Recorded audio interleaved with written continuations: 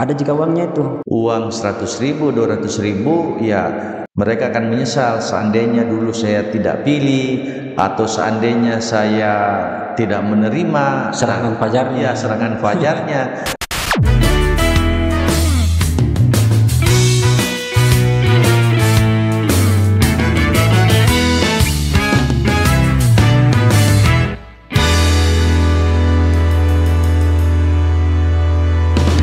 Assalamualaikum warahmatullahi wabarakatuh.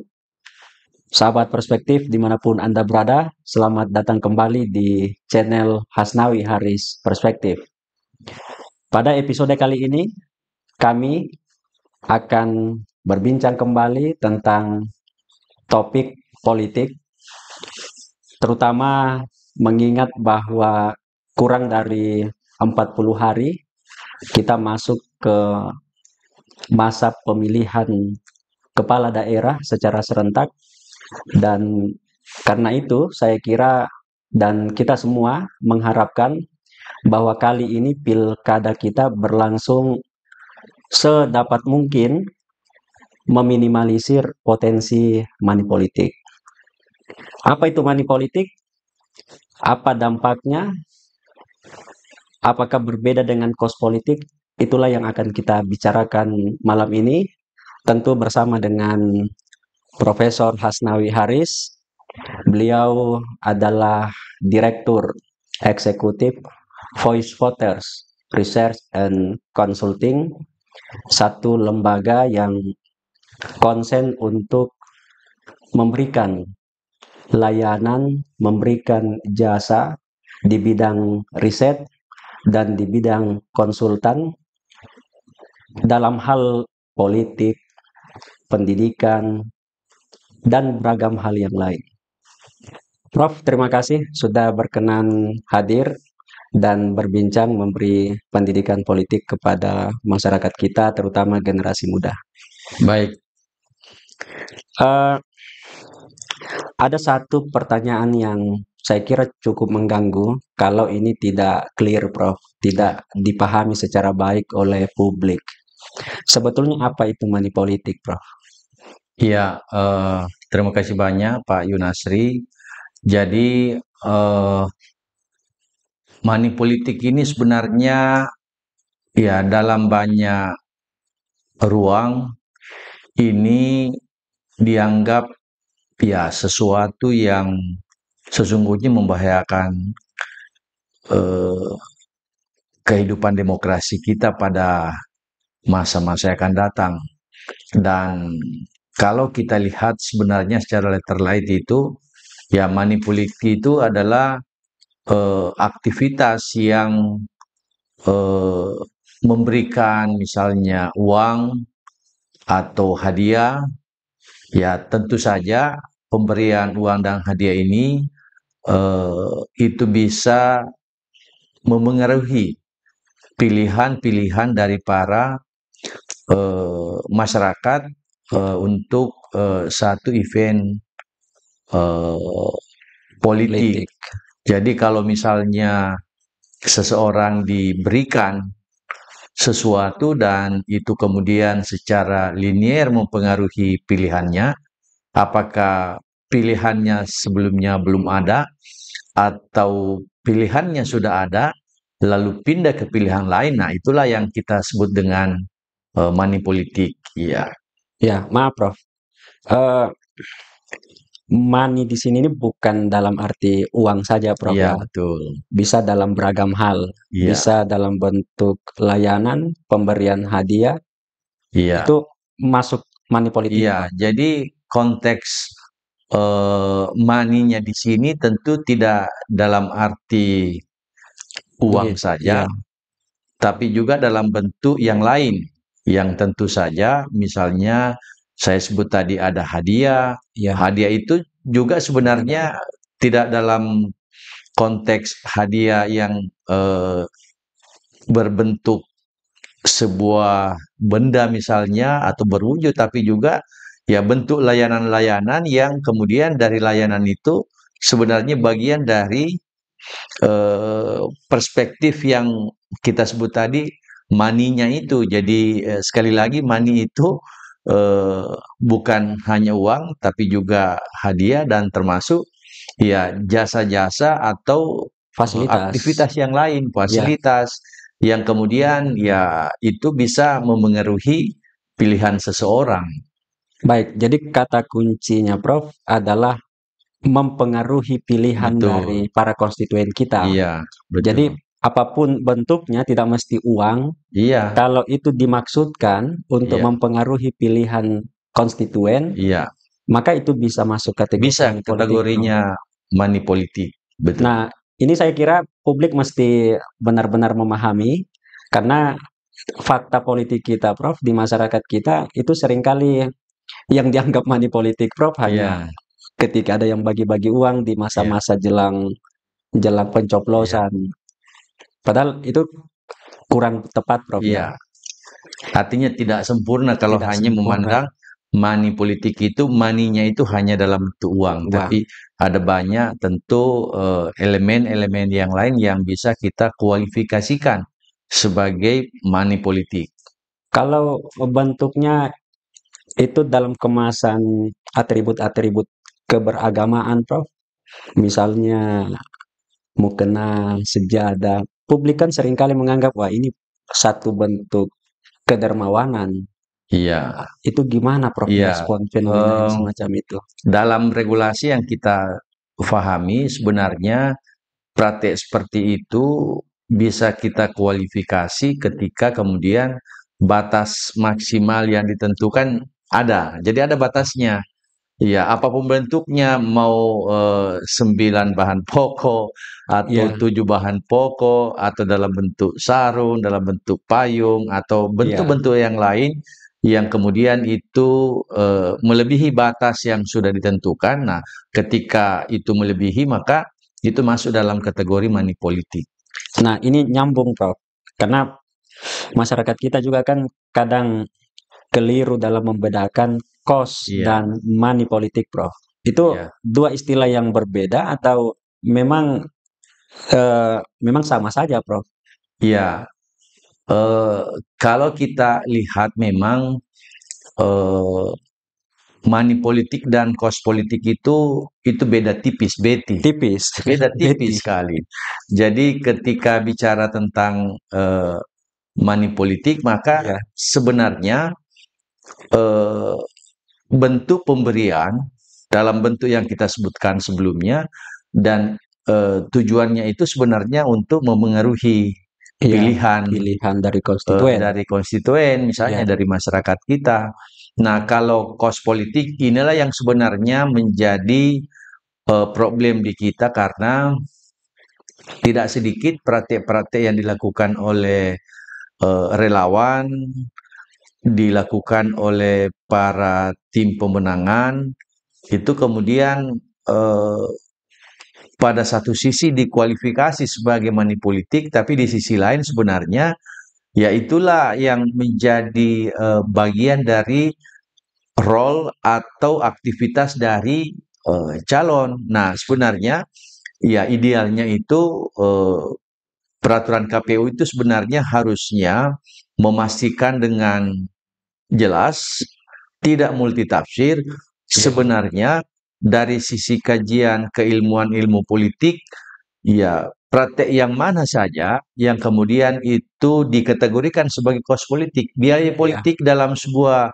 kontestasi itu tidak bisa dihindarkan. iya, Artinya di satu sisi ya tidak mungkin bergerak sebuah pemenangan, tidak mungkin dinamis sebuah pemenangan untuk kemudian memiliki efek elektoral kalau tidak ada biaya politiknya. iya, Mengundang seseorang dari satu tempat ke tempat lain untuk satu aktivitas politik, lalu kemudian aktivitas itu menimbulkan implikasi biaya misalnya. Nah ini, iya, jadi ketika misalnya kita ingin memasang baliho, text banner, dan berbagai APK-APK yang lain, yang kalau itu dilakukan secara eh, apa bagian dari rentetan aktivitas iya.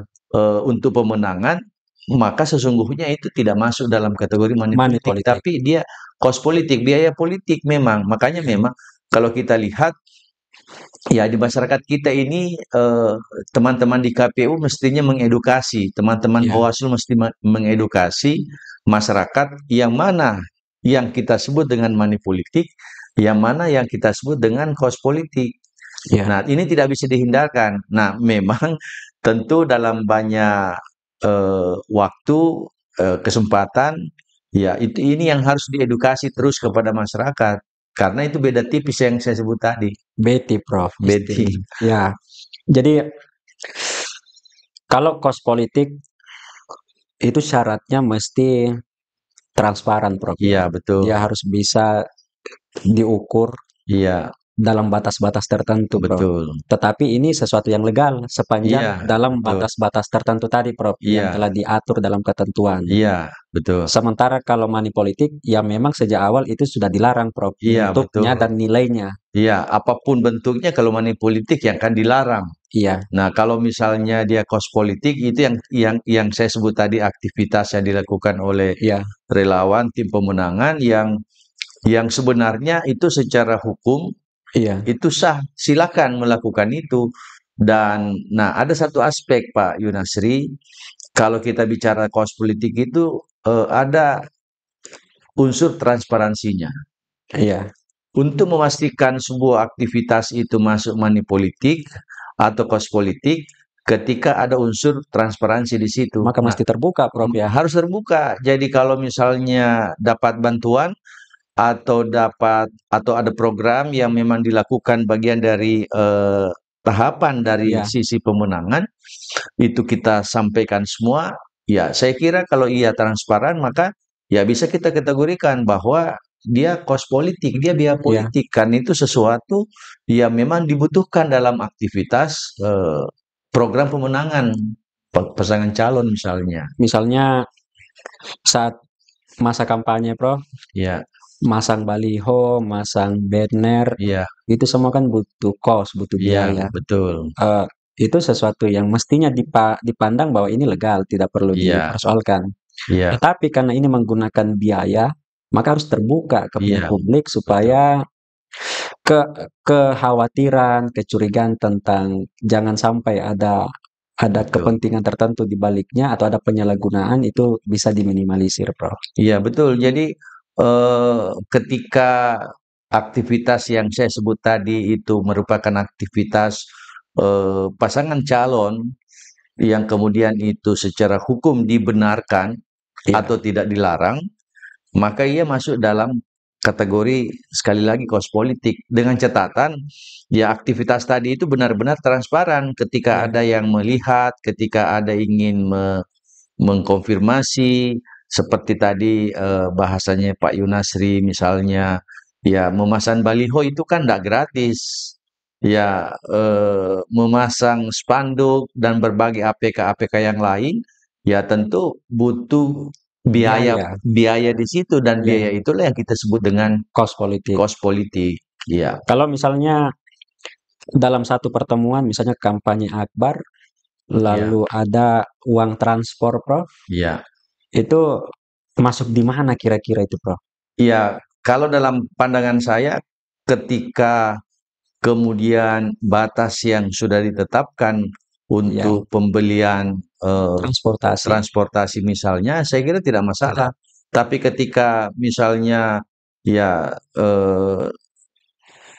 misalnya satu kendaraan motor Dapat biaya 200.000, dapat dapat 700.000, dapat 800.000 itu sudah bukan ya, bukan itu kos politik itu itu. patut diduga Itu patut diduga masuk kategori money politik. money Nah, politik. inilah yang sebenarnya Baik, ya sekali lagi eh, tidak hanya masyarakat yang harus diedukasi, tapi juga teman-teman tim pemenangan relawan yang terdaftar sekaligus penyelenggara jadi karena mereka yang akan memotret itu. kontestan di satu sisi, konstituen di Iya, sisi di yang sisi lain, yang lain. dan penyelenggara di telinga, Penyelenggara, ini sama-sama perlu iya, diberi edukasi, sama-sama Prof. perlu Iya, memahami bahwa inilah yang kita sebut dengan money politik, inilah baik, yang kita sebut dengan kos politik.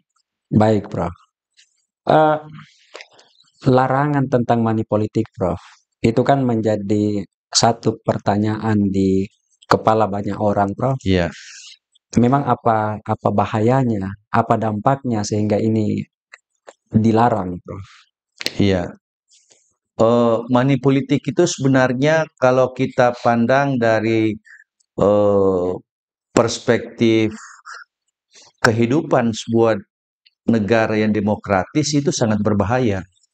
Ya, Pemberian money politik kepada masyarakat yang kemudian itu kalau dibiarkan itu akan merusak tatanan kehidupan demokrasi kita. Pada sisi lain, ini akan menjadi kultur, menjadi kebiasaan. Nah, ya, ketika kebiasaan masyarakat itu memandang ketika ada event politik, mereka menunggu misalnya money politik, disitulah sisi di mana benar-benar membahayakan kehidupan demokrasi kita.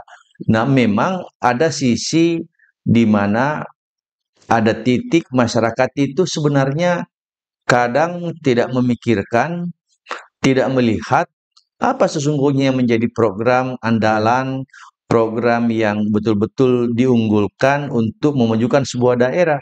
Tapi dia melihat, ya itu tadi, misalnya pembagian sembako, ya, dan lain sebagainya. Dan kalau ini menjadi habit, menjadi kebiasaan, ini benar-benar akan merusak tatanan berdemokrasi kita. berdemokrasi kita.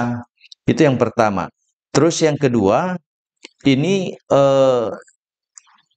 ketika ada money politik dan itu kemudian menjadi habit bagi masyarakat, bagi pemberinya, bagi yang menjadi yang mengikuti kontestasi itu, maka itu peluang besar untuk lahirnya yang namanya KKN, Pintu masuk, Prof. pintu masuk Ya, korupsi, kolusi dan nepotisme. Dan ketika ini menjadi kebiasaan, ini betul ada hubungannya tadi yang pertama bahwa membahayakan kehidupan demokrasi kita dan ya pintu masuk KKN. Dan kalau ini yang kita biarkan, maka memungkinkan ya tidak berkah, iya, tidak berkah daerah itu, tidak akan memberikan banyak maslahat bagi masyarakatnya karena ketika ini selesai, karena ada money politik yang menjadi kebiasaan,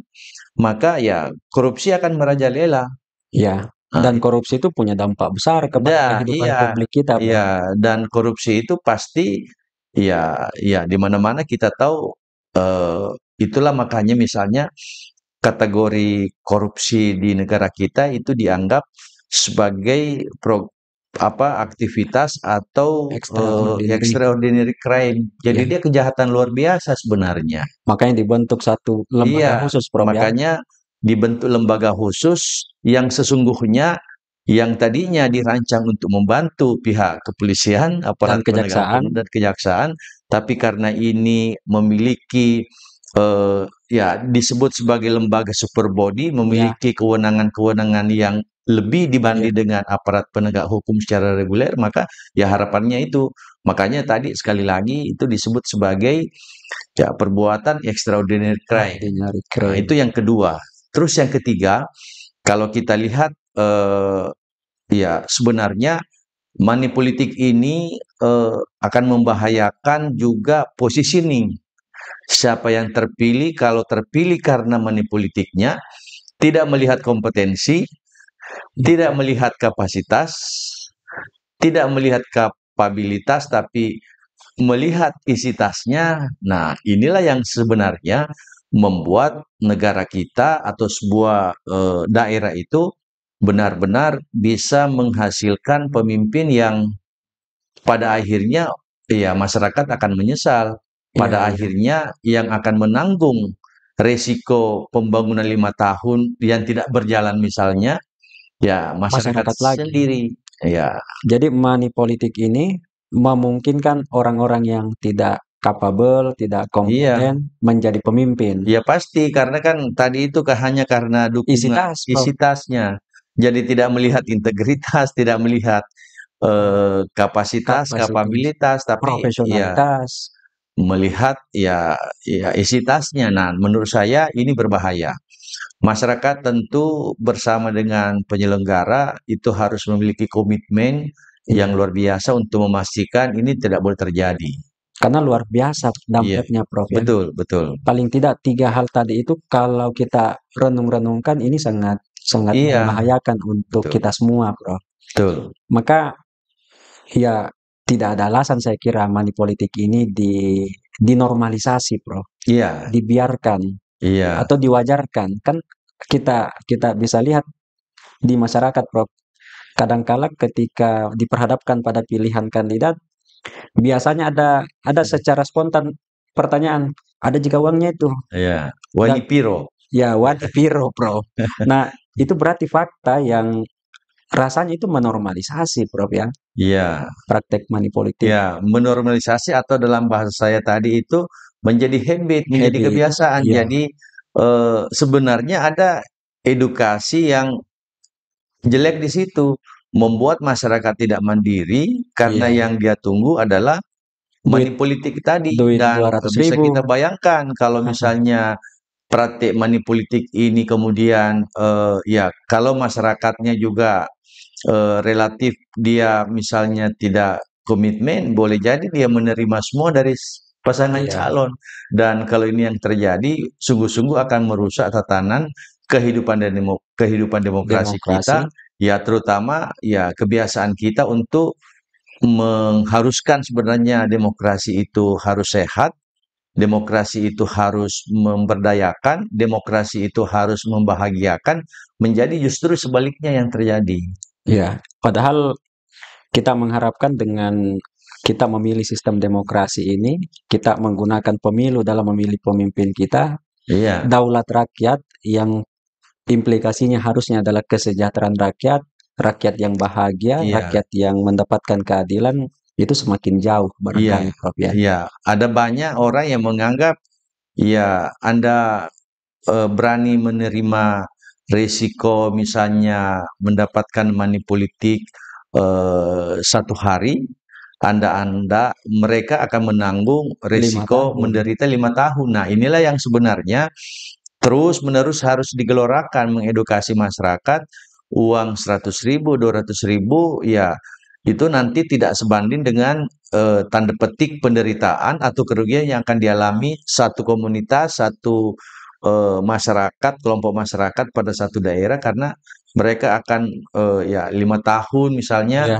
mereka akan menyesal seandainya dulu saya tidak pilih atau seandainya saya tidak menerima. Nah, serangan fajarnya. iya, serangan fajarnya dan penjelasan itu tidak ada gunanya karena ya kita harus menunggu waktu 5 tahun untuk kemudian menjas atau memberikan hukuman Ya, untuk tidak memilih. Tapi ini kan waktunya cukup lama. Seandainya pilkada hanya setahun, ya, ya mungkin pada titik tertentu orang bisa memberikan argumentasi. Tapi kalau waktunya 5 tahun, apalagi nanti pilkada serentak 2029 ini yang sudah serentak semua itu luar iya, biasa itu bahayanya kalau kemudian kita belum dewasa, kita belum matang berdemokrasi, money politik menjadi sesuatu yang dibiasakan, yang dalam bahasanya Pak Yunasri tadi normalisasi. dinormalisasikan, Ya, ya itu menjadi bahaya sekali bagi kehidupan eh, demokrasi kita. betul betul, Prof. Eh, dari situ barangkali anggapan bahwa money politik itu subur terjadi di masyarakat yang tanda petik tadi, Prof, belum cukup dewasa untuk Hmm, berdemokrasi, betul. itu ada benarnya anggapan itu, Prof. Boleh jadi kenapa money politik ini subur, terjadi dengan skala yang luas, itu karena mungkin kita belum cukup dewasa berdemokrasi. Iya, Atau iya, gimana, Prof? iya. Jadi tidak hanya cukup dewasa, sebenarnya kan kalau kita lihat money politik ini kan sebenarnya transaksi politik Ya ada dua antara pihak, para Prof, ya. pihak. Bukan hanya Dua pihak, dua pihak, tapi 3 pihak. Jadi konstituen, kemudian kontestan, kontestan, kemudian boleh jadi. penyelenggara. Ya, Penyelenggara di sini tentu mungkin pada satu ya, titik tidak terlibat. Keterlibatannya itu adalah ketika dia tidak mampu iya, mengedukasi masyarakat, ketika dia tidak mampu misalnya dengan kewenangan yang dia miliki iya, memberikan hukuman misalnya, atau kemudian tidak melakukan apa-apa terhadap potret kebiasaan yang tadi. Jadi kalau saya tidak hanya kontestan dan konstituen, tapi juga penyelenggara. Nah, penyelenggara ini tentu harus dikualifikasi kewenangan-kewenangan yang dia miliki untuk kemudian tidak melakukan apa-apa terhadap proses yang kemudian menjadi biasa di masyarakat. Iya. Jadi bukan hanya konstituen dan kontestan, Prof. Iya. Tapi ada faktor penyelenggara pengawas barangkali yang absennya mereka tidak berperan sebagaimana perannya seharusnya. Itu yang menyebabkan manipolitik terjadi dan disitulah problem kita. Karena tiga pihak ini mengalami satu misalnya transaksi, yang satu memilih untuk barangkali tutup mulut, tutup mata, tutup telinga, Prof. Tidak bekerja. Betul. Karena ya meskipun sebenarnya upaya untuk kemudian memastikan bahwa tidak terjadi manipolitik dengan adanya Gakumdu yang ada di setiap daerah itu sebenarnya itu bisa tertangkap tangan misalnya dan ya kalau itu kemudian tertangkap tangan itu misalnya diproses lalu prosesnya juga tidak transparan, tidak akuntabel, itu kemudian betul-betul ya transaksi ini tadi benar-benar ya jujur tidak hanya penyelenggara misalnya, tidak hanya kontestan dengan konstituen, tetapi juga penyelenggara termasuk ya pengawasnya. Ya sebenarnya rule of the game-nya sudah disiapkan, tapi kan ya harusnya yang ideal itu tidak harus ada sengketa, tapi memang dari awal karena ada upaya ada upaya pencegahan sebelumnya dengan mengedukasi masyarakat, ya ini tidak perlu terjadi, tidak harus mengumpulkan bukti cukup banyak, kemudian ketika tidak terpilih atau ketika kalah, lalu kemudian mengajukan gugatan ke Mahkamah Konstitusi misalnya atau ke Mahkamah Agung misalnya. Ya, kalau menurut saya yang ideal itu ya jangan sampai ke sana. Dari awal teman-teman yang ada di daerah misalkan itu sudah bisa mendeteksi kan perilaku seperti ini itu bukan perilaku ya yang baru tapi perilaku yang cukup lama, apalagi misalnya kalau kita menghubungkan di tahun ini juga ada pemilihan presiden, ada pemilihan legislatif, kemudian muncul lagi pilkada serentak 27 November ini. Kalau kemudian kita cap atau kita kualifikasi praktek yang terjadi ketika pilpres dan legislatif yang lalu kemudian itu pindah, diadopsi di pilkada serentak ini ya akan terjadi yang seperti kita sebut tadi, manipolitik itu menjadi sesuatu yang menurut saya mengerikan kehidupan demokrasi kita. Mengerikan, Prof. Betul. Manipolitik ini mengerikan karena luar biasa efek dan dampaknya. Tapi untuk bangsa yang selama ini kita merasa sebagai bangsa yang berbudaya, beradab, Prof. Bahkan dalam beberapa riset kita masuk kategori bangsa yang paling religius. Tapi praktek manipolitik juga seiring dengan apa namanya dengan tadi kita sebagai bangsa beradab itu kan kelihatan paradoks, Prof.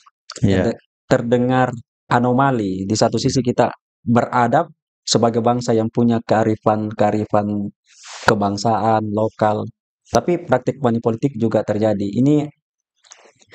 Ini memalukan sekaligus memilukan, Prof, ya sebagai satu bangsa. Iya, jadi ada riset yang pernah disampaikan oleh Prof. Burhanuddin tadi, ya, yang kengerian kita tadi, ketakutan kita tadi, yang memang ya harus kita mengatakan jujur bahwa ya dari riset itu Indonesia itu berada pada urutan ketiga, di bawah Uganda dan sebuah negara di Afrika, Benin ya. Nah, itu kita urutan ketiga dalam praktek seperti ini. Dan kalau ini kemudian kita tidak melakukan perbaikan secara sistematis, tidak mengedukasi dengan sungguh-sungguh masyarakat, maka dipastikan jangan-jangan kita juga nanti masuk pada Ya, pada negara-negara Afrika, ya mungkin ranking kita naik menjadi bahkan urutan menjadi peringkat kedua satu. atau menjadi peringkat satu. Nah, meskipun sebenarnya ada hal yang selalu saya sampaikan bahwa ya dalam sebuah negara yang transisi demokrasinya sedang berjalan, itu praktek seperti ini bukan lumrah. Iya, Praktek seperti ini itu menjadi fenomena yang menarik, tetapi tidak boleh terlampau ekstrim. Terlampau ekstrim itu semakin banyak masyarakat yang menerima money politik, dan masyarakat itu akan menjadikan menerima money politik itu sebagai sebuah kewajaran, iya, sebagai pemenuhan kebutuhannya. Ya, itu akan berbahaya sekali. Nah, kita berharap bahwa ya eh, praktek yang seperti ini tidak terlampau ekstrim, sambil penyelenggara, sambil kontestan, ya itu kemudian melakukan iya. edukasi yang benar-benar itu bisa berhenti pada satu titik, pada satu masa di mana kita akan menghasilkan pemimpin tidak hanya suaranya banyak, tapi dia memang terbaik, punya kompetensi, punya integritas. Tidak hanya suaranya banyak, Iya, tapi juga punya iya, kualitas, punya integritas. betul. Itu kata kuncinya, Prof, ya. Betul, iya. Itu adalah harapan kita dan Harapan kita, pelan-pelan betul. kita bisa mencapai situasi tersebut, Prof. Betul. Karena memang kita betul-betul gelisah, Prof, ya, dengan fakta di masyarakat kita di mana money politik itu masih begitu laku. Mungkin ada benarnya juga, Prof. Iya, Eh, Kalau kita menggunakan hukum ekonomi, produk itu, barang itu laku kalau dibutuhkan di pasar. iya, Jadi betul. barangkali money politik ini terus apa namanya mempengaruhi sikap konstituen karena memang konstituen kita Iya, memerlukan itu, Prof. iya. Iya, itu satu sisi. Iya, Prof. Jadi konstituen membutuhkan, sebenarnya kontestan juga butuh. Simbiosis akhirnya, Prof. Simbiosis mutualisme. Nah, makanya memang yang kita butuhkan adalah bagaimana mengedukasi masyarakat, sehingga yang pertama dulu adalah bagaimana masyarakat kita memiliki kultur untuk tidak menerima. Baik, Prof. Tidak boleh dikatakan bahwa jangan beri. Iya, Masalahnya kalau tidak diberi, masyarakat yang menuntut meminta. karena mereka minta, mereka butuh itu. Nah, kalau ya fondasinya ini kita perbaiki, kita benahi, masyarakat memiliki kultur tidak mau menerima, maka kemudian para kontestan tadi ini kemudian itu akan berpikir dua kali, Sebanyak apapun uangnya, sebanyak tidak apapun uangnya. Nah, tidak akan. itu yang menurut saya memang secara paralel harus diedukasi masyarakatnya. Jadi kuncinya di masyarakat. Ya, Kuncinya kalau saya di masyarakat, dan saya kira ya tentu edukasi yang misalnya dari Majelis Ulama Indonesia yang mengharamkan money politik ya, dalam pilkada itu kan dari dulu. penting. Ya, ya. Tapi fakta justru di masyarakat, ya yang kita sebut tadi itu beda tipis beti antara kos politik dengan money politik Money itu. politik.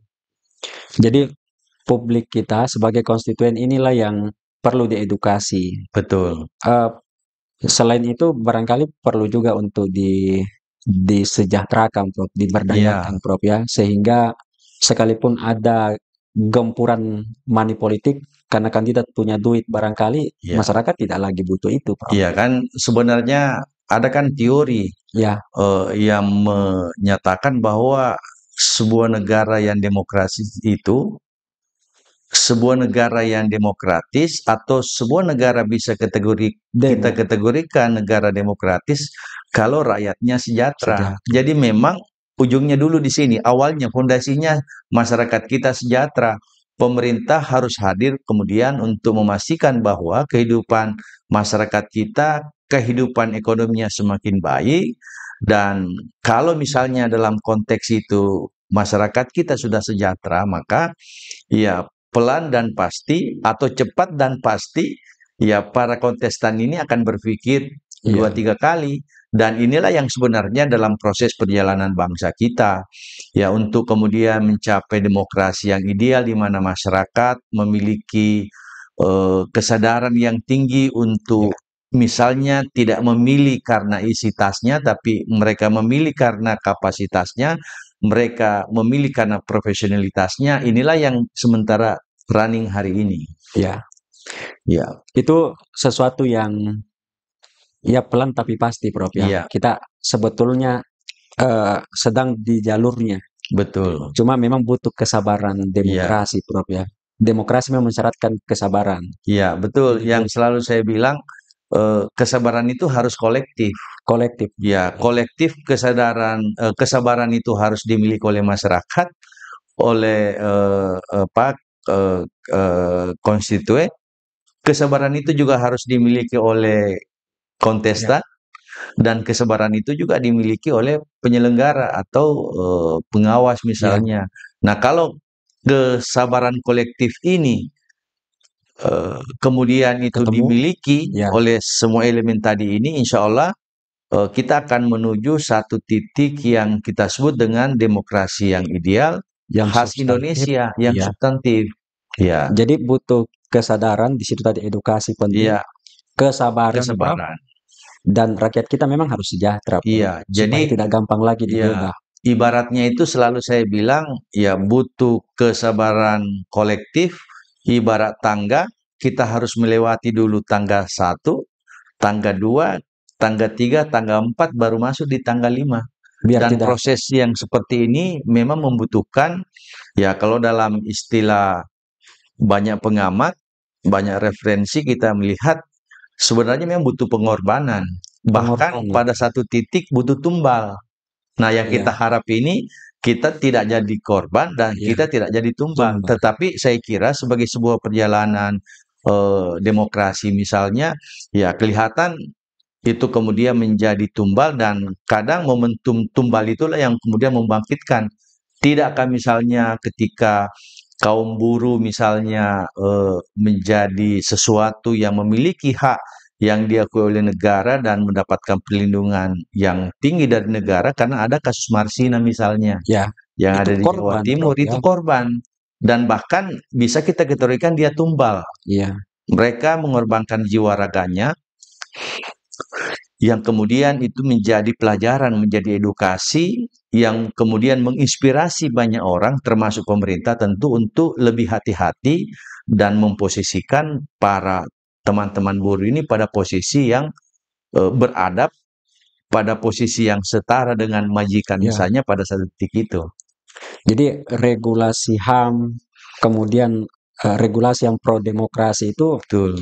itu tidak tidak hadir begitu saja, Prof. Iya, Itu betul. ternyata dalam Iya, sejarah kebangsaan kita itu punya korban dan tumbalnya sendiri. iya betul. Iya, Baik, Prof. Terakhir, eh, ini kaitannya dengan generasi muda, Prof. oke. Kita sadar 2024 ini baik di Pileg Pilpres kemarin, Pilkada November mendatang, pemilih muda itu adalah pemilih mayoritas, Prof. Dan saya kira perannya sangat besar. Karena itu barangkali dalam perspektif Prof, seberapa penting pemuda ini harus mengambil peran dalam proses demokrasi kita, dan kalau tidak mengambil peran itu apa efeknya, Prof? Iya. Jadi ya tentu kita semua maklumi bahwa kehadiran pemudi atau Ya, generasi muda dalam kontestasi politik hari ini yang mayoritas memiliki hak suara, inilah yang sebenarnya harus dimanfaatkan oleh anak-anak muda kita. Ya, bonus tentu saja. demografi, Prof, ya. Ya, tentu saja. Nah, ini tentu berbanding lurus dengan model atau metode yang dipakai oleh para pasangan calon pemenangan untuk merekrut sebanyak-banyaknya suara dari sini. Nah, eh, ketika anak-anak kita, para generasi muda itu bisa memahami bahwa mereka lah yang akan menjadi pemimpin pada saatnya, mereka lah yang akan melanjutkan tongkat estafet kepemimpinan, maka pertama yang mereka harus lakukan memastikan dulu bahwa mereka memilih calon pemimpin yang benar-benar memiliki kompetensi, Ya, benar-benar memiliki kapasitas dan integritas. Yang kedua, jangan sia-siakan kesempatan untuk kemudian hadir di TPS pada waktunya tanggal 27 Ya, itu dan memilih calon yang menurut mereka, menurut generasi muda layak kita pilih karena memiliki kelebihan, memiliki program yang kemudian bisa mensejahterakan rakyat. Dan rakyat. yang ketiga menurut saya tidak cukup itu, mereka juga harus mengedukasi bahkan menjadi inspirasi bagi golongan-golongan yang lain, misalnya mohon maaf, yang tua misalnya atau yang lebih senior, untuk kemudian memastikan bahwa mari kita gunakan hak suara kita dengan Ya, maksimal dan kalau kita pilih orang-orang yang tepat, maka ya dipastikan negara kita sejahtera, daerah kita sejahtera, dan kalau daerah kita sejahtera, ya di sana ada kebahagiaan, di sana ada kedamaian, dan kemudian itulah yang kita sebut dengan masyarakat madani, ya. masyarakat yang kemudian benar-benar bisa menikmati dari proses demokrasi yang berjalan tadi karena perilaku yang memang positif dari anak-anak kita generasi muda itu.